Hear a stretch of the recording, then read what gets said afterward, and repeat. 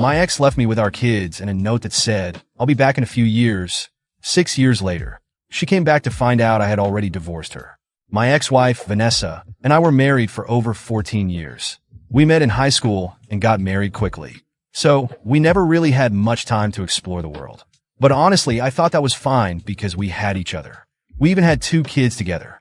However, she always wanted a bigger and better life, and she never hid that. Vanessa spent almost all our savings on expensive clothes for our kids or the latest Chanel handbag for herself to impress the other moms. At first, I thought it was cute, but she lost control. I could barely pay the rent on time and told her to stop doing this all the time. I guess she couldn't take it anymore because one night, I woke up to a letter on the bed saying I was holding her back from achieving her dreams and that she had found someone she could explore the world with in the way she'd always wanted. At the end of the letter, she wrote that she'd be back in a few years and that we could pick up where we left off. When I read the letter, I started calling her nonstop and even had our kids call her too, but every call went straight to voicemail. I had to explain to our young children that mommy would be gone for a while, and they were so confused they asked if she was dead. I didn't even know what to say, but to me, she was dead.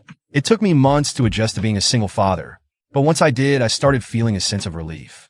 I no longer had someone constantly asking for money to buy things that would drain all my savings. I also didn't have a wife who refused to give me affection if I didn't buy her gold earrings at the mall. My kids started adjusting to the situation too, despite their despair when she left. Now, I had so much more time for myself and managed to earn enough money to become financially stable. A year after she left, I decided I couldn't handle still being married to her. So, I hired a lawyer and filed for divorce. Since she was missing, the divorce was granted automatically. I sold our house and found a charming cabin in the town I had always wanted to live in, but couldn't because Vanessa said it was too rustic. I felt like I was living in a constant state of happiness and started truly loving myself. For the first time, I didn't feel suffocated by complaints or the feeling of never having enough money to please Vanessa. I felt alive. By the 3rd year after she left, my kids no longer mentioned her name. 6 years had passed since Vanessa left our lives with that letter. One quiet Saturday morning, as I sipped my coffee on the porch of the cabin, I heard footsteps on the trail leading to the front door. My heart tightened when I recognized her silhouette, wearing an expression that was a mix of determination and regret. She had the same confident smile she used when she wanted something. The problem was, I already knew exactly what she wanted, to pick up the life she had abandoned. But this time, I wasn't having it. Vanessa didn't seem to notice my initial resistance.